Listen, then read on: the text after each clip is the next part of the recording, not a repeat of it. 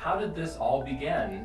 How is it that we're sitting here now in this public television and radio station that have been around for 35 years now? I mean, how did it start? Yeah, it is. The creation story is kind of an interesting one. KRCB has been on the air. They said we couldn't do it, and it's been done. My hat's off to all of you who have carried it on, and to those of us who were there in the beginning, what a great thing to be proud of. I'm thrilled, and happy birthday. I came to Channel 22 as an intern from Sonoma State about 2.5 years before the station went on the air. And I'll never forget that very first on-air fundraiser. We had the volunteers and the food and the phones ringing in this small office space in Rohnert Park. And all the production crew and the techies were going up to the top of Sonoma Mountain to the transmitter shack to broadcast every night for 7 or 8 nights. It was snowing and raining. It was incredible. Whether your favorites are the exciting science programs, dazzling nature shows, brilliant documentaries, or top quality children's programming, you know you can count on KRCB to keep you informed and entertained. Thank you for your continued support and your commitment to public television.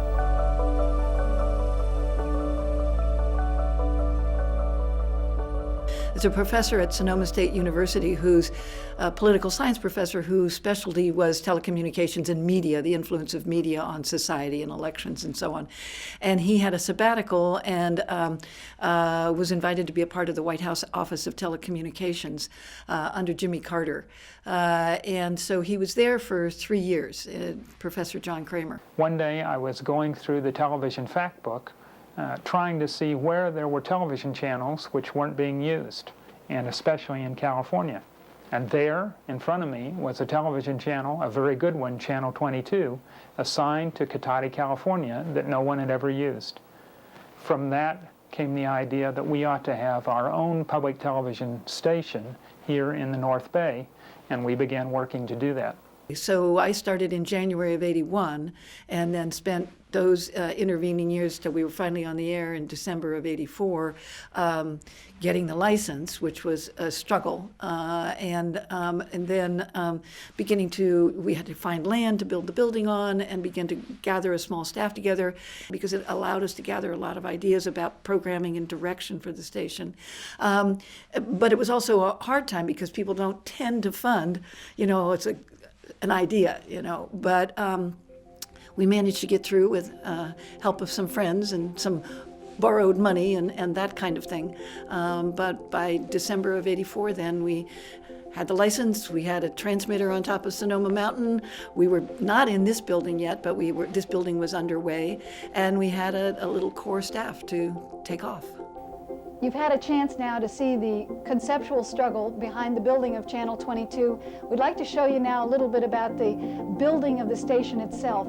And what we're going to do is use some archival footage, so bear with us on the quality.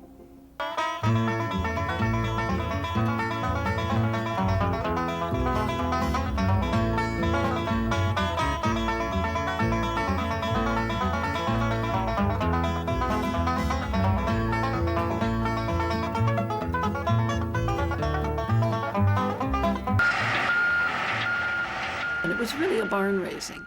And the one particular thing I'm remembering at the moment was we had to bring a lot of dirt fill from Stony Point Quarry here to this site because this is adobe soil naturally, and you can't build on adobe soil. You have to put fill in and so on. So Creco's Trucking and a lot of the guys from there spent a Saturday driving loads of dump truck loads full of dirt from Stony Point Quarry to this site. And at the end of the day, we're having soda and potato chips and whatnot. And one of the guys, one of the trucker guys said, "You know what we ought to do when we get our station on the air?" Bingo. That's right. It's our station. It's everybody's station. Everybody from all walks of life in the community. And so to me, those are the kind of high points where people begin to articulate back to you what the whole thing is about. After 6 years of long, hard work from lots and lots of folks in the community, Channel 22 signed on the air on a momentous event on December 2nd, 1984 at 6 o'clock to be exact. we signed on with Spacewoman, a Nova show, and the dream of so many people in so many years had finally become a reality. And this is an exciting occasion. We're happy to be on the air, and the people that you hear around us are our friends and supporters, most of whom have given tremendously of their time and effort to help put Channel 22 on the air, and we're very excited. It's a wonderful thing to have happened. By this time, John and I had gotten married, and so along the way that also happened. We had to go back to Washington and meet with CPB folks and say, this is what we're doing. They came out and did an audit. So that sort of overwhelmed our first couple of years on the air. From the very beginning, we had local programming on the air that said, this is about the North Bay. This is about this community. We were extraordinarily lucky in the fact that producers from the very beginning saw this as an important outlet for their work that they probably couldn't get on the air on other television stations. A fantastic opportunity really had been given to us to help find the voice of the North Bay community through public broadcasting, and that was what we did for the first couple of years. It was a giant mountain we had to climb, but we did. So I was in a meeting many years ago with Nancy, and she turned to me and said, would you like to make a documentary about saving the Northern California coast? And what I should have said was, let me talk to Kenji, my husband, my filmmaking collaborator. But no, I didn't do that. I just said yes, thus committing us to more than 10 years of work. I've often said in public that Nancy Dobbs gifted this project, Rebels with a Cause, and it goes beyond that.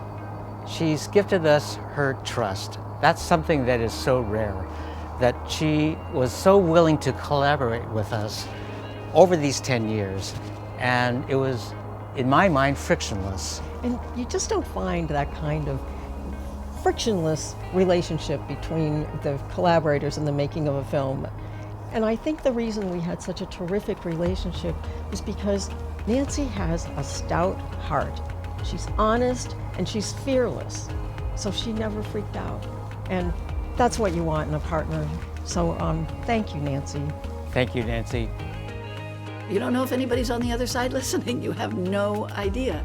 Sometimes, when you're in the middle of a membership drive and people call and say, we love what you're doing, that's, of course, enormously rewarding and enormously gratifying, because otherwise you really don't know. I hope, if we're doing anything to you this afternoon, we're making you hungry for these recipes, the recipes that you're seeing this afternoon.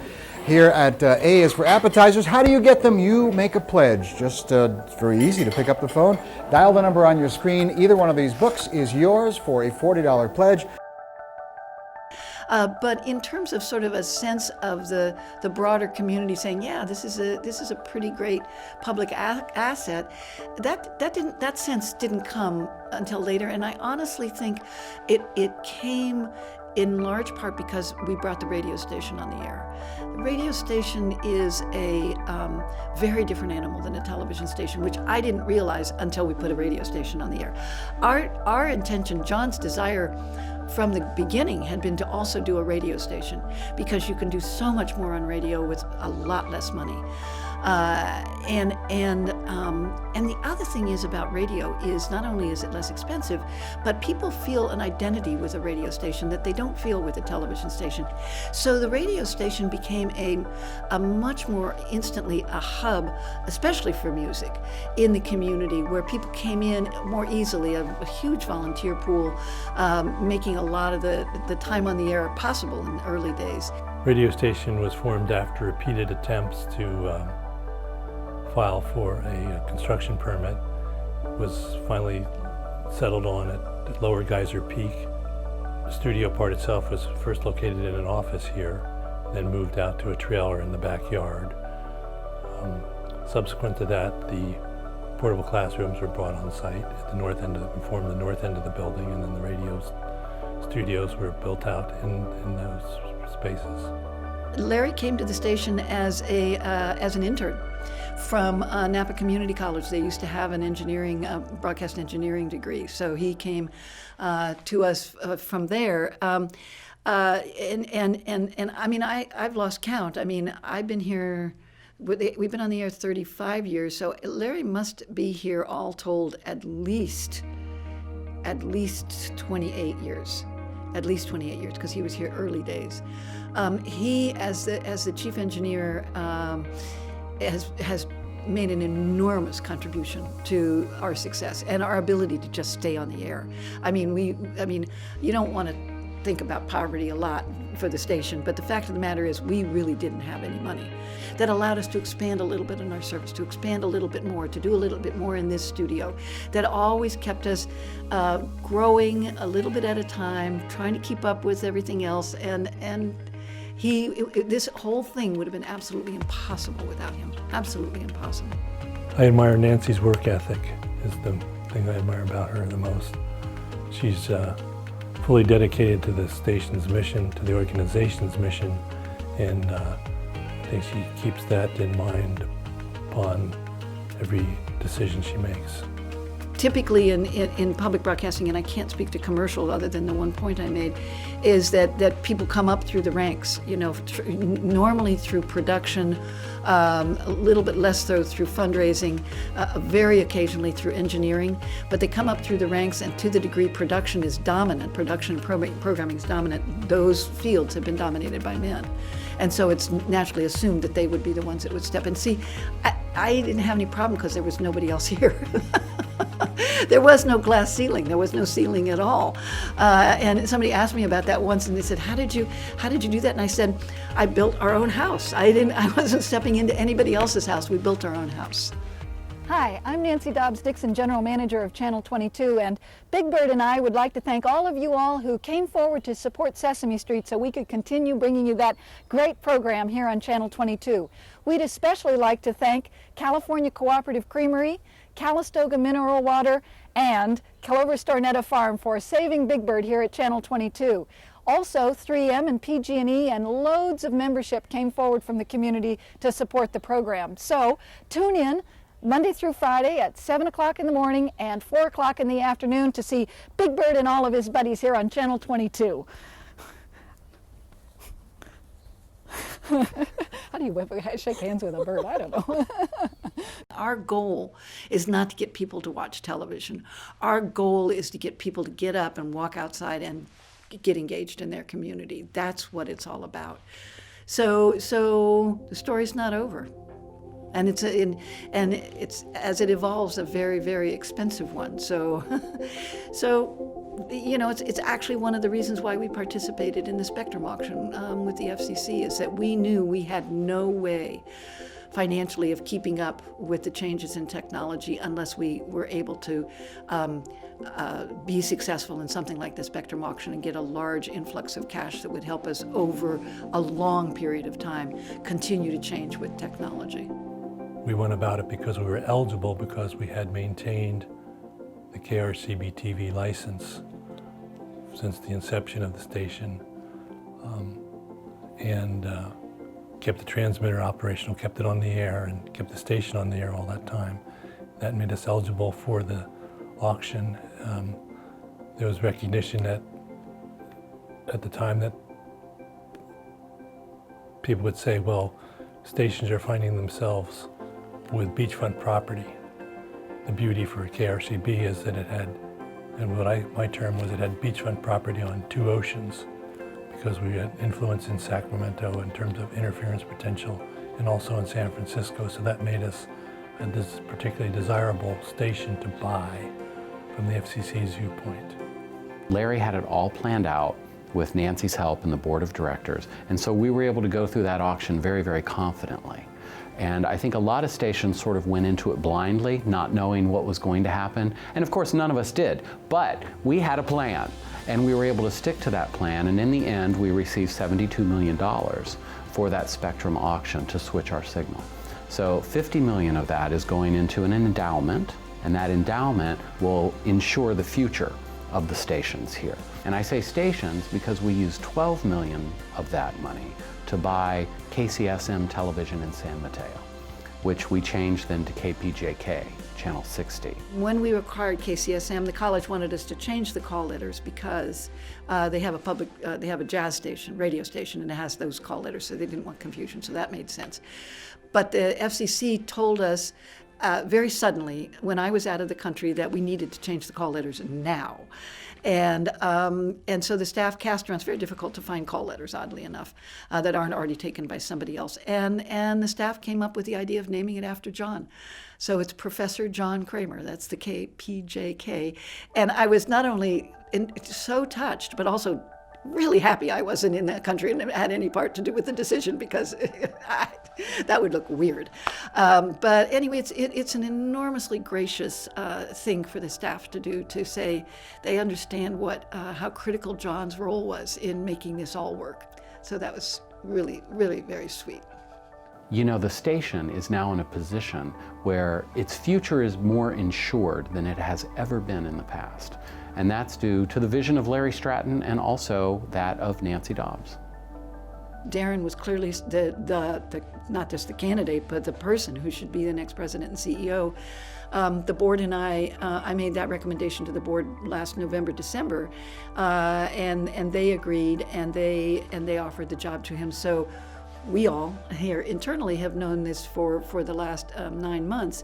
What that's done is allowed Darren and I to shadow each other for a longer period of time than's typically possible with a handoff of this sort. We know where we're going, we know what we've done, we know our strengths, we know what our responsibility is.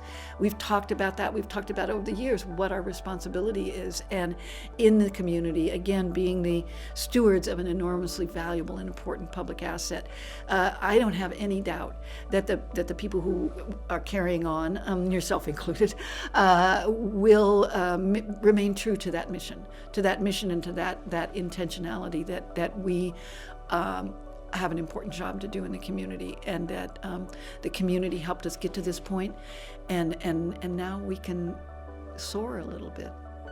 Hello, Nancy-san from Tokyo, Japan. I'm Junko Tanaka, the head of Global Strategy Division of NHK World Japan. This year marks our 10th year anniversary, broadcasting 24 hours a day in English language, which pales in comparison to your leadership approaching 4 decades. KRCB occupies a special place for us since you chose to be one of our regional affiliates in the US. Reaching your unique and diverse part of Northern California has been most enriching for us, and we are ever grateful for this wonderful partnership. Our sincerest congratulations to you on your lifelong work in developing KRCB from the start, and now your television and radio channels have blossomed into the important public media voice of the region under your expert leadership and guidance. Our best wishes on your retirement as you enter the next chapter of your life. On behalf of all of us at NHK, I wish you the best for the future. Thank you, and domo arigatou gozaimasu. There are many people that are pioneers in public broadcasting, and Nancy Dobbs is truly one of those. She's responsible for putting the station on the air going back to 1984, and it was really her dedication and perseverance that have made this station what it is today.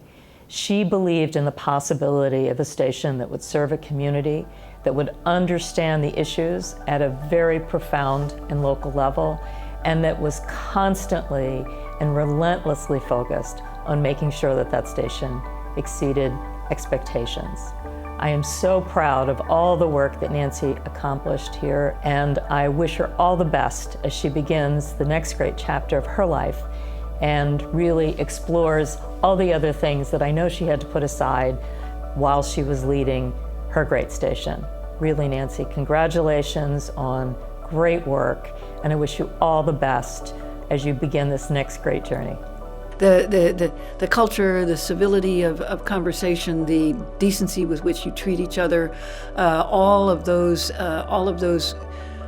characteristics are, I hope, reflected in the programming that not only that we produce but that we air. And you need some glue and some understanding and some commonality, and in a lot of ways public broadcasting can support that commonality, can provide that. If the children in Little Rock and the children in Poughkeepsie and the children in Sebastopol have had exposure to something like Sesame Street or Mr. Rogers when they were young, it begins to build a common belief about how we behave towards each other, and that we desperately need that.